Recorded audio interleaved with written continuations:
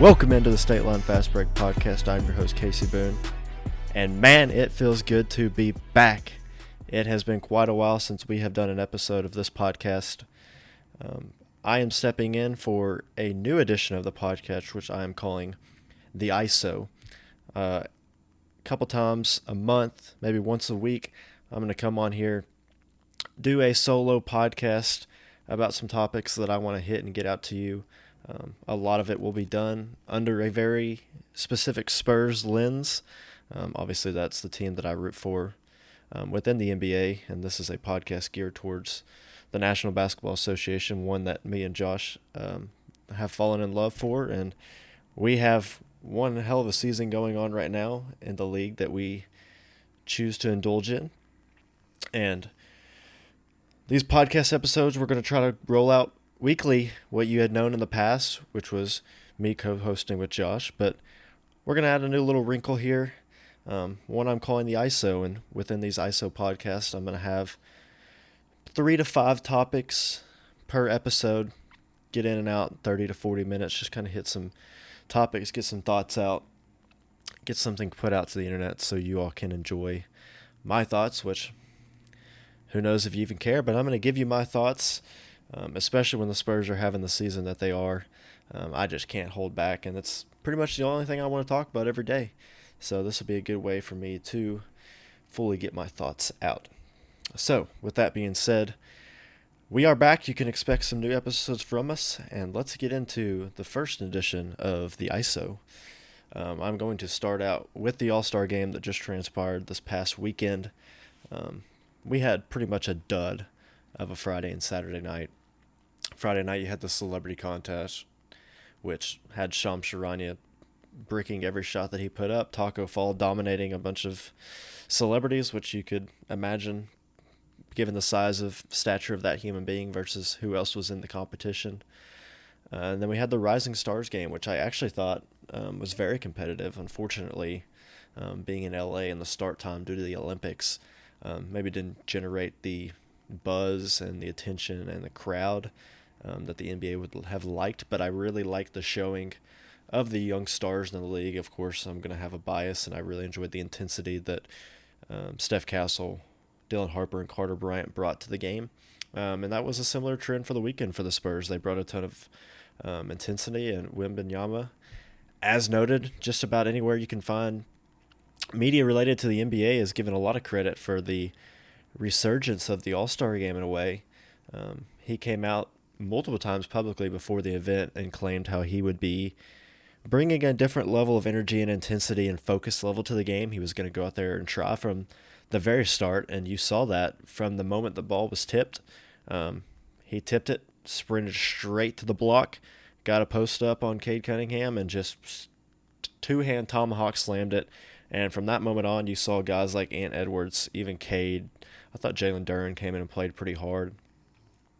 And, even some of the guys for the older All-Star team, LeBron James, your Kevin Durant's, and one of the stars of the weekend, Kawhi Leonard, their intensity level kind of rised to the occasion a little bit. They didn't match maybe what Wembanyama and Cade and Anthony Edwards, who ended up winning the MVP of the All-Star event, brought to this showcase. But Wemby coming out and setting the tone, which he's been credited by anybody that has been asked about the All-Star event, whether that's Ant multiple times. Heck, even during the middle of the game, Ant said Wemby brought it, so we had to step up.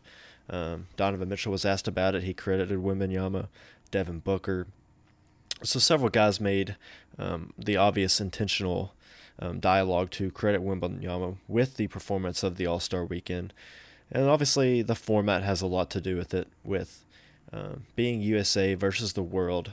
Guys have a lot of pride in playing for their country. I think that has been shown throughout the years, whether that's this past Olympics. I recently went back and watched the documentary on this 2024 Summer Olympic, the basketball tournament that ended with a U.S. versus France final with the United States coming away with an 11-point victory.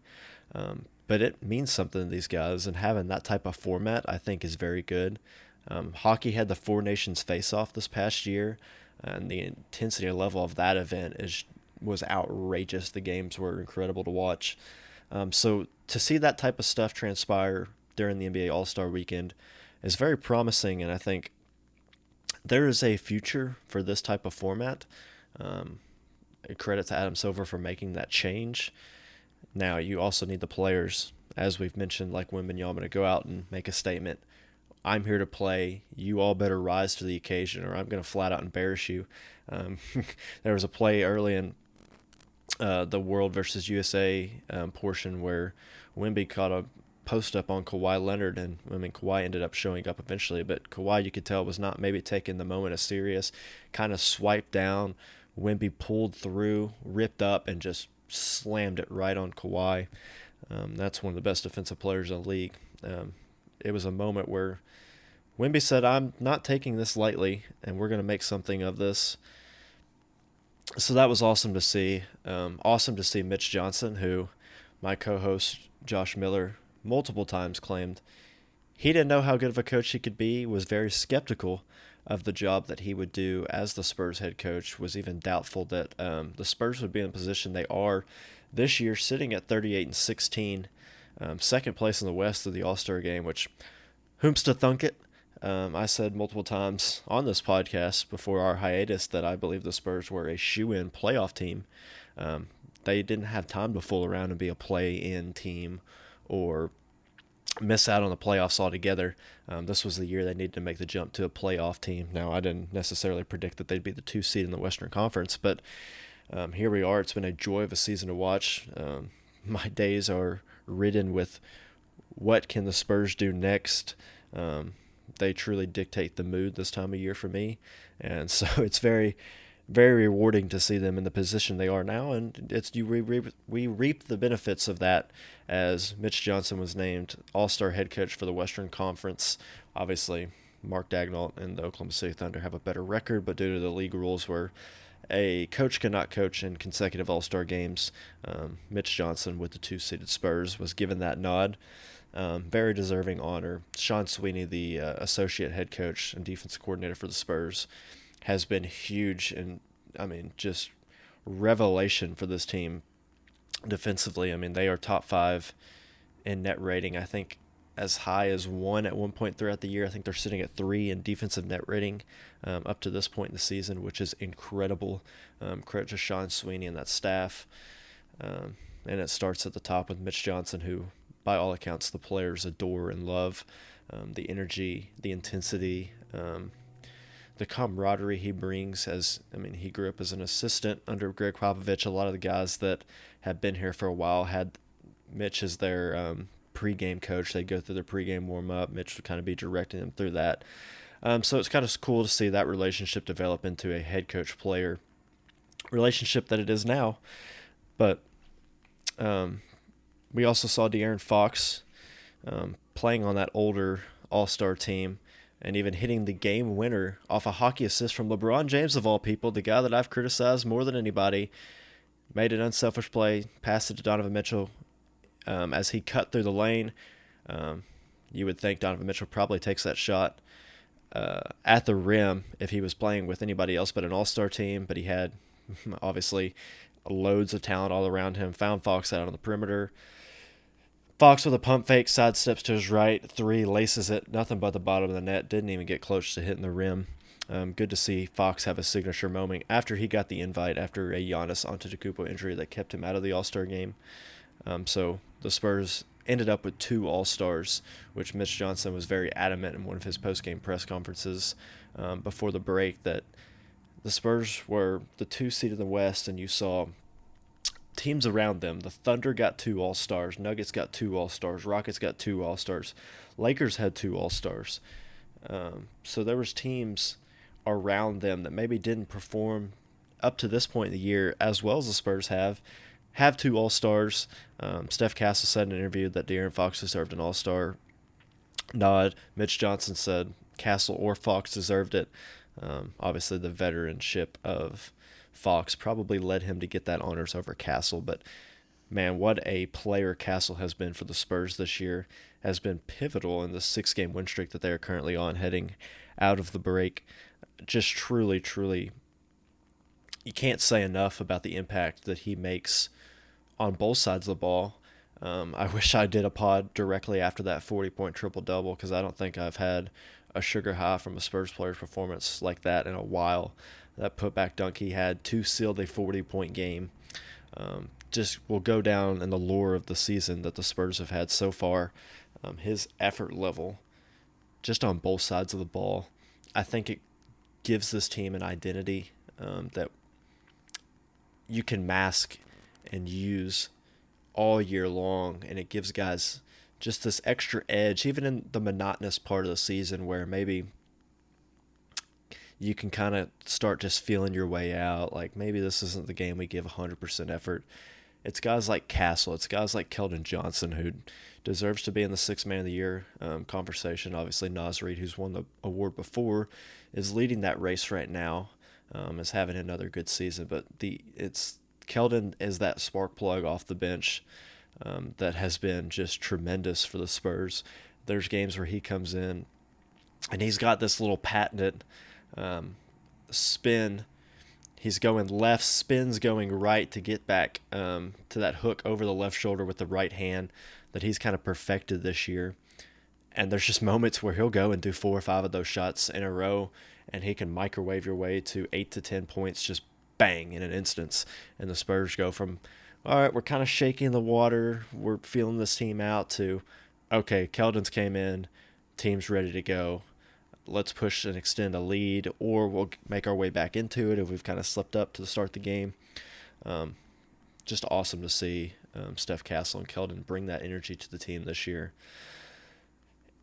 And I just can't say enough about the depth that this team has. What a great job Brian Wright has done filling out the roster. Julian Champagnie, a guy that we just got off waivers and has turned into a starter for this team, has now transitioned to taking over Harrison Barnes' role in the starting lineup.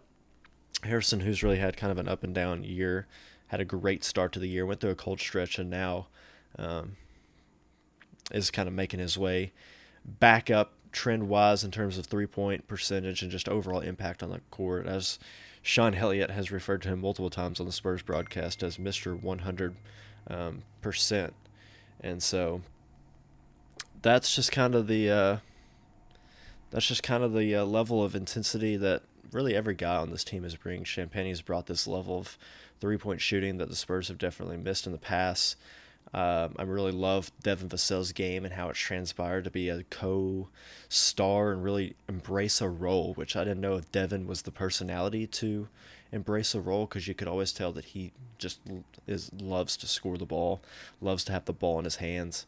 And he's been huge because there's times where maybe Fox doesn't have it going, maybe Wembanyama doesn't have it going as a scorer, and that's your third guy where with the ball in his hands, he's able to create just about any jump shot that he wants.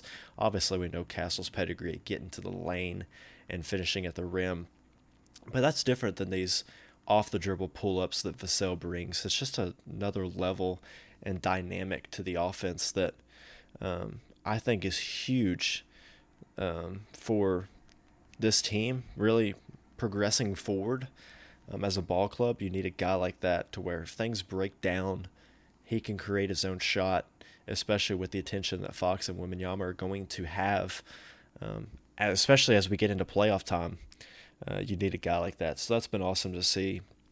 Dylan Harper's had a fantastic rookie year.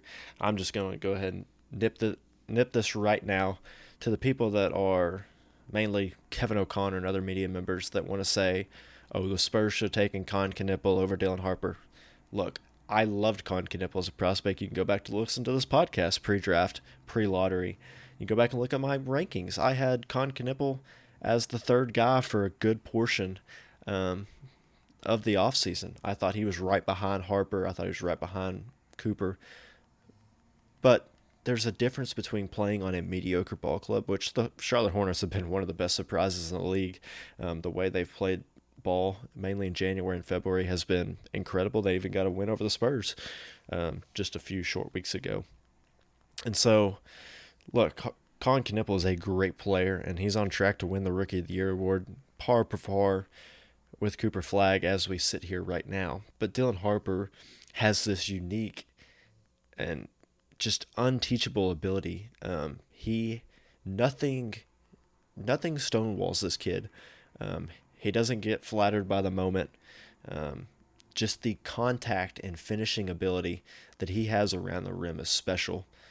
He's now kind of crafted this little like spin kind of fadeaway jump shot to kind of create some space when you kind of get down low and you're able to kind of escape your way back out to that mid-range fadeaway. The three-point shot has come on as of late. You could tell he's starting to get more confidence shooting the ball. And now, I mean, him, Castle, and Fox are all pretty great at just dissecting a defense, getting to the rim at will. I mean, they all three kind of struggle a little bit with maybe their outside jump shot. It's not their forte, but I've really liked the way Fox has shot the ball this year. Castle, you can tell he's kind of getting his rhythm. He's had that thumb injury that's kind of lowered his percentage in the last 2 months or whatever as he's dealt with that injury. But he's got a good shot for him, and there's moments where he's not afraid to take the big one when it matters the most, and that's been awesome to see.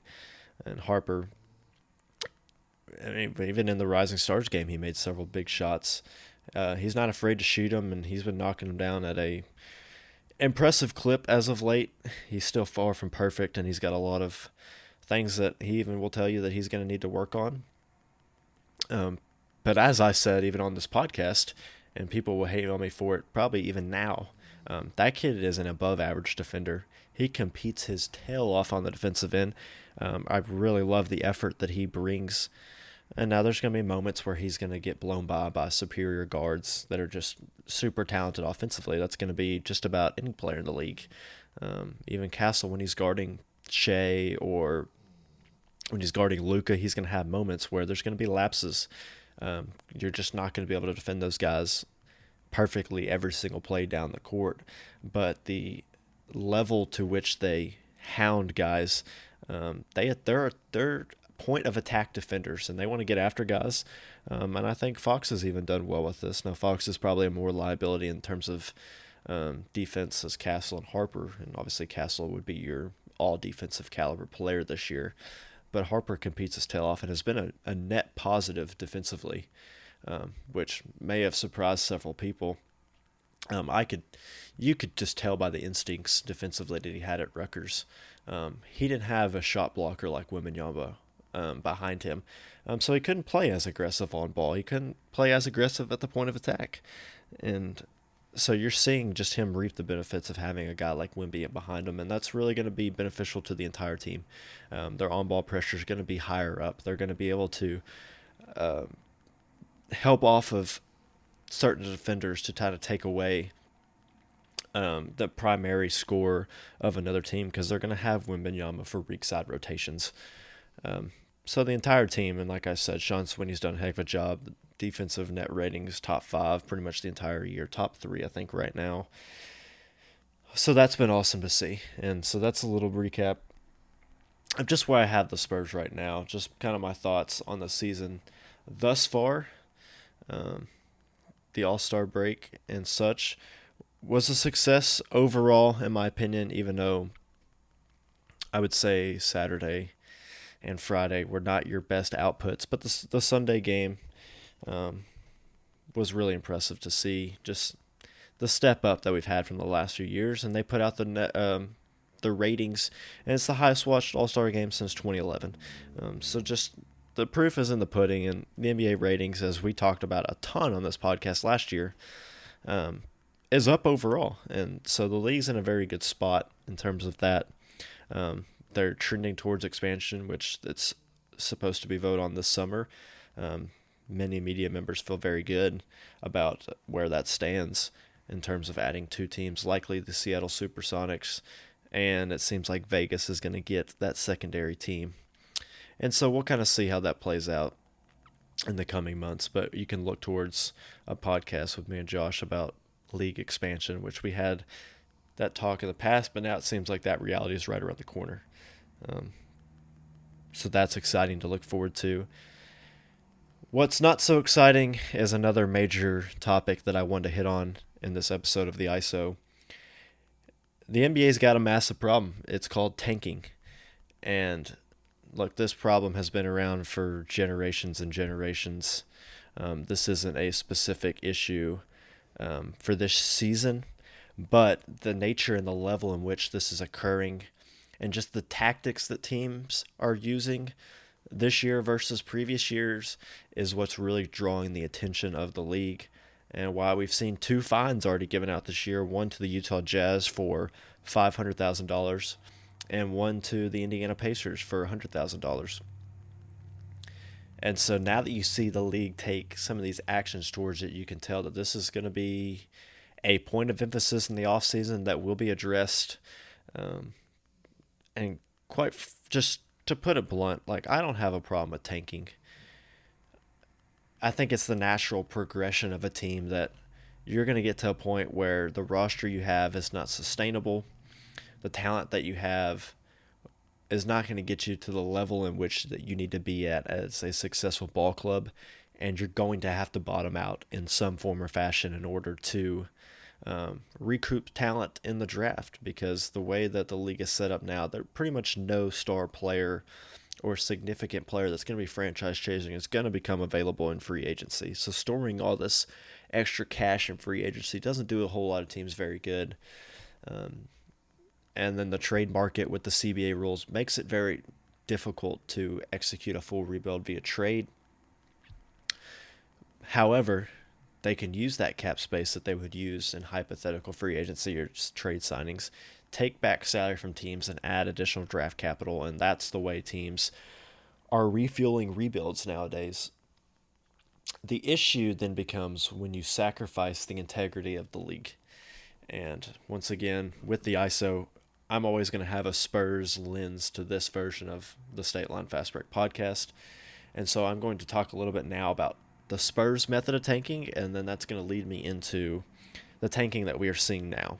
And so in the last several years, with tanking, especially within the Spurs realm of things, and we've seen other teams take the same philosophy, as we saw the Thunder do with this philosophy. The Spurs, when they decided that they were going to tank, had LaMarcus Aldridge, had DeMar DeRozan, had DeJounte Murray, had Derek White, had Jakob Poeltl. We had players that are, at the time, were viewed as very high-quality players within the league. And so the Spurs made a cognitive decision to release LaMarcus Aldridge, buy him out of his contract. This led to maybe not a finish to the season that maybe Spurs fans would have wanted, given the stature of the roster, but knew was necessary. Just in that point, you would see the trade of DeMar DeRozan that was send DeMar DeRozan to the Chicago Bulls. They were able to get back a protected Bulls pick, and within these trades also got a protected Toronto pick, which will be important to discuss in just a moment. With this, the roster was not in a very good position, but you still had some talented players in DeJounte Murray, Derek White, Jakob Poeltl. Jakob was the trade that then got that Toronto pick, which I have discussed already and will discuss in a moment. The Spurs then had DeJounte Murray make an all-star team, while still giving their best effort on a night-to-night basis. The Spurs were very much a team that was trying to win, or trying to give the best effort. With the way the roster was constructed, it wasn't set up to win, but night in and night out, that Spurs team was competing. They were playing hard. They were giving effort, which is what you want to see out of your team. Like, you're not going to win every game, and the reality of it is teams are going to have to bottom out at some point. But doing so, you want to see your team still compete. You don't want to punt on games. You specifically don't want to punt on games in the middle of a game that you are winning. And we'll get to that in just a second. But you saw the Spurs then proceed to have DeJounte Murray make the All-Star game. First-time All-Star. And what do they do in the offseason? We'll start at first, the trade deadline, which was right before that All-Star break. They traded Derek White to the Boston Celtics to recruit some draft capital. One of those picks they still are slated to get, which is a 2028 swap rights with the Boston Celtics. So we'll see what that pick turns out to be. And then the offseason, they trade DeJounte Murray to the Atlanta Hawks for multiple first-round draft picks, multiple swaps. A swap that's going to be very important for the Spurs this year, especially if Atlanta stays in the position that they are. They could end up with that draft pick. The year they traded DeJounte Murray, they ended up with Jeremy Sohan. And throughout that experiment, they tried different things with Jeremy, which is people will question the integrity of that. But this was a player, when he was coming out of Baylor, and even when he was drafted, was viewed as a Draymond Green type of player, where he was a Swiss Army point forward type of guy. They ran him at the 4 quite a bit during that season. They tried out the experiment of Jeremy Sohan at point guard. And that obviously did not go very well, and Jeremy has now since been released as of a week ago and has signed with the New York Knicks, so good for Jeremy. I hope he has a good career moving forward. He was a great community guy for the Spurs. Really had a passion for the organization. It just, with the roster it is now, there really wasn't a whole lot of fit for him in that capacity. But they tried some different things. They didn't have a true point guard on the roster because they traded DeJounte Murray. They traded Derek White. This wasn't a situation where you're seeing now where teams have all-star players on their roster, and they are even going as far as trading for all-star players, having them on their roster, and then in the Utah Jazz's instance, they are sitting these players in the fourth quarter of games. In the instance of the Washington Wizards, they are trading for these guys with the Anthony Davis trade. AD's legitimately hurt. Are they going to keep him out longer than what the injury is slated for? Yes, they're going to probably keep him out the entire year versus he may have came back and played for Dallas, depending on where they were at in that moment. But Trae Young could be out there playing for the Washington Wizards right now. There's no doubt in my mind. And they're just going to keep milking that situation. But with their injury being, with the nature of it being pre-occurring with the Atlanta Hawks because they wanted to sit him out to find the trade partner, the Wizards have done a very successful job in milking that for every game that they can. So it's just interesting to see the levels in which teams are going to the point where Brian Windhorst is calling it the flip, which hopefully there's a better name for it down the line, but it's essentially you have a relatively bad team. You're trying to make the lottery. You're trying to move up in the draft while acquiring talent at the same time. So that way when you get that inevitable pick, you keep your pick. In both those team instances, they're top 8 protected. If they can stay inside that top 8, keep that pick, they've traded for players that are now going to be very, very impactful NBA players, and they're going to be great players on their roster. Bang, we can go from top 5 in the draft to all of a sudden we're a play-in/playoff team. I mean, who knows what the outlook of those teams will be next year. I think they're both probably slated for a play-in type. The Jazz maybe a 7-seed play-in where they're on the higher end because I think they do have a lot of good pieces. We'll see what the Wizards are able to put out. With AD and Trae Young, I'd be a little bit more worried about those guys staying healthy. But the reason you saw this big fine is because the Jazz are now sitting players in the middle of the game. They're not necessarily going to the Wizards' sake of sitting guys out. They are sitting them in the middle of games, which is a big-time issue in terms of just the gambling sponsorships that the league has. And they question the integrity, so they slapped them with a $500,000 fine, which in the grand scheme of things is not that much to a billionaire owner. But on the principle of it, the owner's like, we're going out and at least playing our guys. They're at least out there on the floor participating in these games, whereas you have other teams that don't even play it. So now we've seen the Jazz just say, all right, screw it. Jaren Jackson, we knew you had this preconditioned injury. We wanted to play you in several games, but now this is becoming a big issue. We're just going to let you go ahead and get that surgery now so teams will stop berating on us, which the report is Sam Presti has been big time pushing behind the scenes, which if you look in the lens of Sam Presti, he was the one doing all the dealing at the first rendition of we're going to bottom out and take on a bunch of salary to acquire a bunch of picks so we just have a boatload of assets. And a lot of these picks came with protections, and so he knew what he was doing when he signed up for these protections. And now it's a situation where every pick that he seems to have protected, that teams are bottoming out and trying to lose just enough games to stay within those protection limits so that the Thunder do not get those picks and those teams can retain those draft assets. And so it's just an interesting chess match that's going on with general managers and owners behind the scenes. Obviously, Ryan Smith took to Twitter, was not happy whatsoever about the decision of the NBA, and questioned how the league can find somebody for coaches' decisions now within a game. It led to a lot of jokes of people saying, all right, what bad NBA coach makes a lot of poor decisions should start getting fined by the league. So this is just unprecedented, and it's going to lead to quite a bit of change in terms of the lottery format. There even was talk about abolishing the draft, which I don't see happening. That's another money-making event for the NBA, so I don't see them in any capacity taking away the draft. But what I do see occurring, and I think it could start as early as this year, as future trades are not allowed pick protections on draft picks that are traded.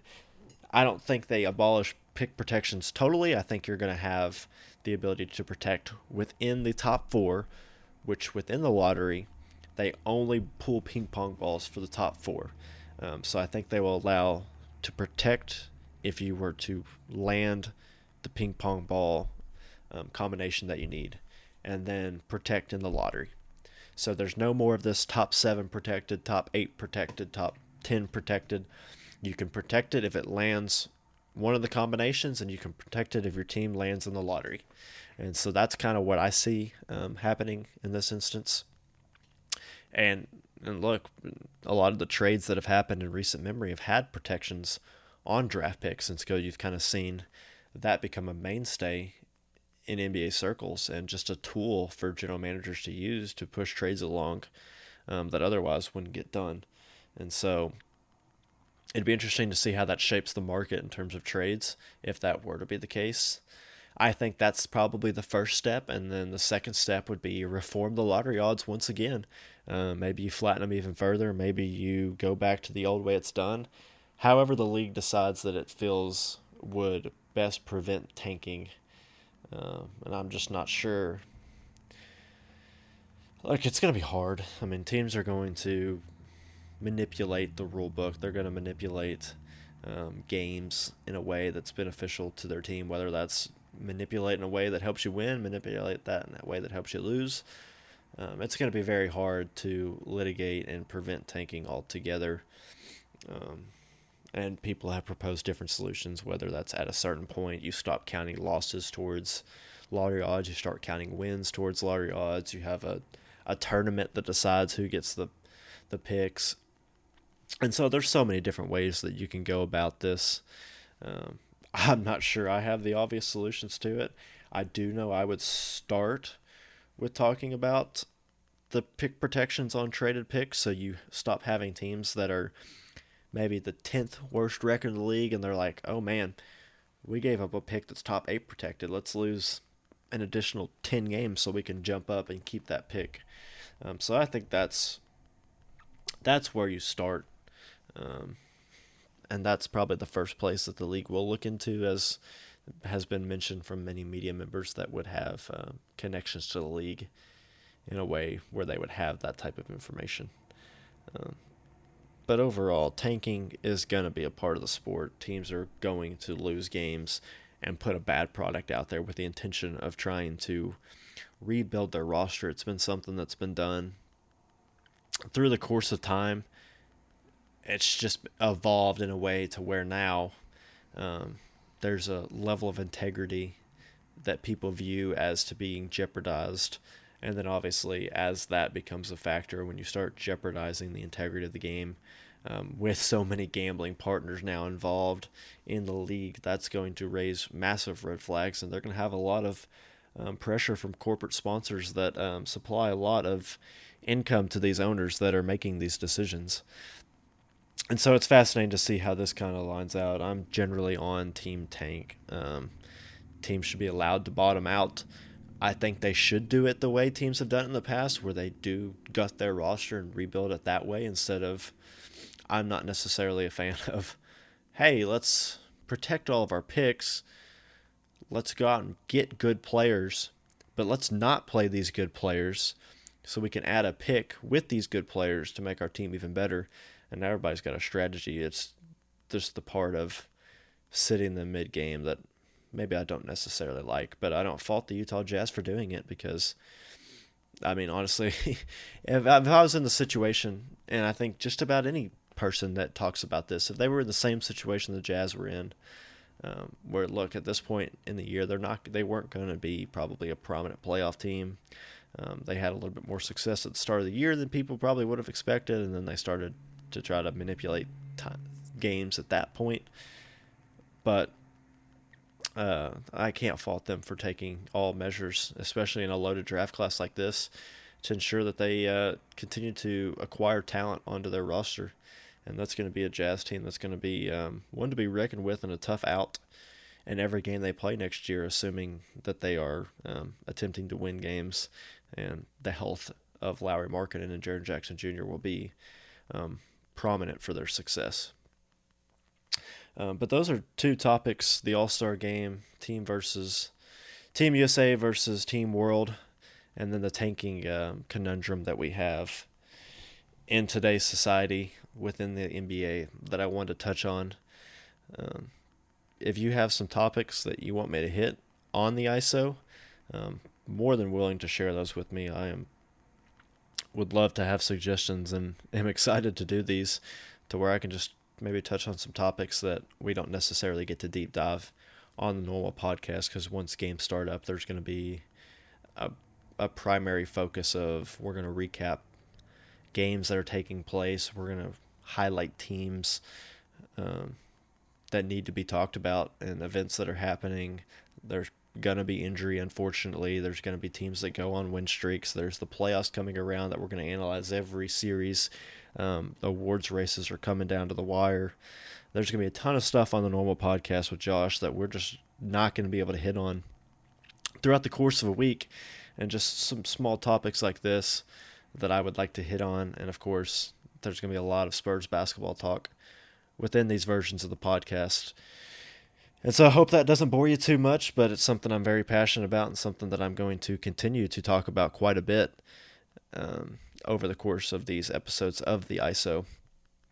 And so look out for a lot of content coming your way from the State Line Fast Break podcast. Josh is excited to get back in the swing of things. Things are slowing down for us a little bit, but life in the last few months have been incredibly busy. And I mean, the reality of it is, I say it's slowing down, but it's only going to pick up as the semester winds down, as the course and the calendar year winds down. There's just a ton of stuff going on for the both of us, so we're going to do our best as we can to get these episodes out. And as always, leave your suggestions. Find us anywhere you have social media. You can find us on Twitter. You can find us on Instagram. You can find us Apple Podcasts, Spotify. You can find our YouTube page. A lot of you know us personally. You can reach out in those manners. I hope you enjoyed this first episode back. It's probably a little rusty. It's probably not the greatest quality, but we've made a little bit of changes, some upkeep, just to kind of adjust to the times. So, again, thank you all for listening, and look forward to more episodes of the ISO on the State Line Fast Break podcast.